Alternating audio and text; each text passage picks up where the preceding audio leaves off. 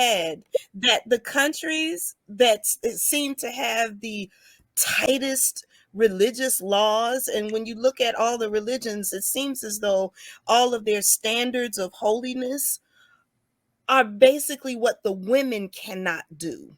Exactly. And some of our Muslim nations, such as Iraq and Iran especially, has the highest percentage of porn.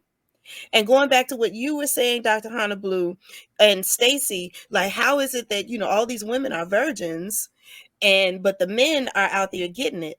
In some of the Muslim countries, they have sex with boys. Yes. They dress the boys up as girls.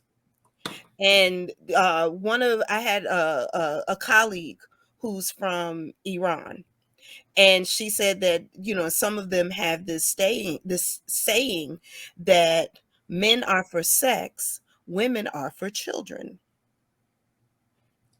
Okay. How in the world they manage to justify this behavior within the context of the Quran is mind-blowing to me.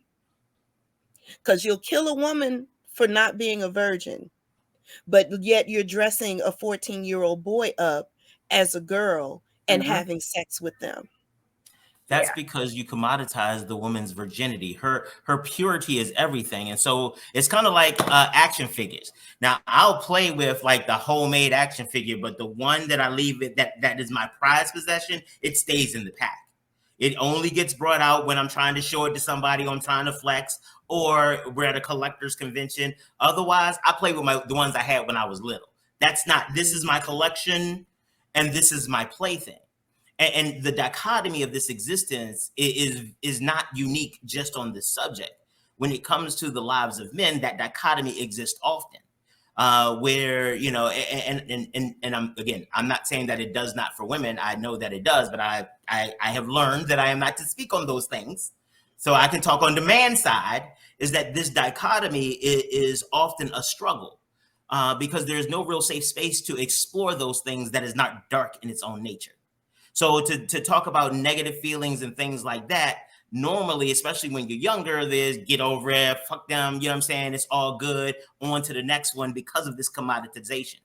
It is, the guys who talk about that there's this car that they want, very specific car, they don't ride that car every day. That's the car that they treat, they put rims on and And it goes to this idea that you're not worth shit anyway. Your sexuality isn't worth anything.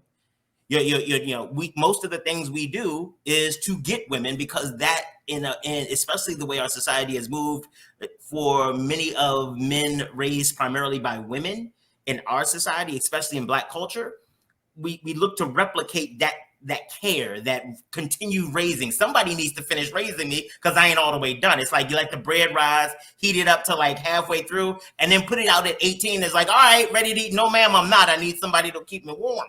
I need some more assistance. And what we end up, and on the other side of it is like, partially when it comes to sex, it's like being a parasite. It is like you get into whatever food, you get into the body however you can. You decorate yourself, you do what's necessary to get into the body, and then you consume resources in many cases. Again, not suggesting this is the only way, but I know this is what we get taught. We get taught how to get a woman, not how to treat one. That part. Well, true. But see, that's a whole nother show right there. That's a whole nother show. And I think, again, it gets reduced to this transactional nature, because just like if I want something to eat at your restaurant, how much does it cost? What do I need to do to get it? And then once my need is satiated, I don't want to just hang out at your restaurant. I mean, like, does it have ambiance? Are there some games in the back? Because I really just wanted the food. And now that I have it, the transaction is done. And if you want more, what else are you going to give me? Well, yeah. So that slides into our next topic of, if this commodity is so valuable, why can't women charge for it? You know what I mean? I can have as much sex as I want, but the moment I start charging for it, the government has an issue. So I can be coochie down to the socks, give it away with several coochie coupons all day long. You In, know they have in, coochie out. coupons in Vegas.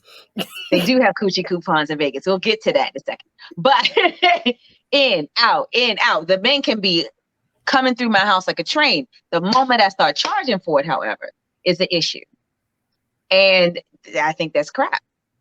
I absolutely think that's crap. And you brought up Vegas. Vegas is a wonderful example. My family went out to Vegas a few weeks ago, and they went to a lovely bordello.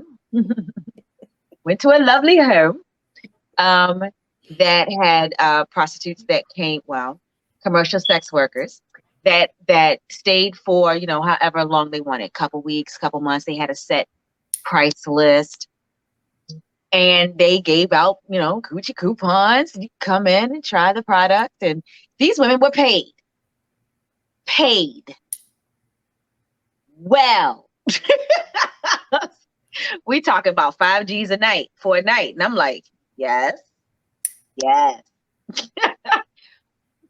But don't think about her end. Think about her clients.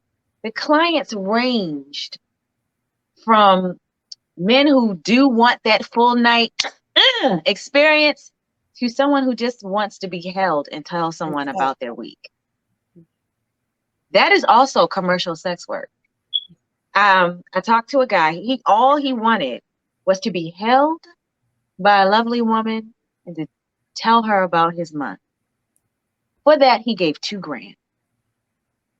I'm sitting here and I'm like, It was an ordained elder. And it sounds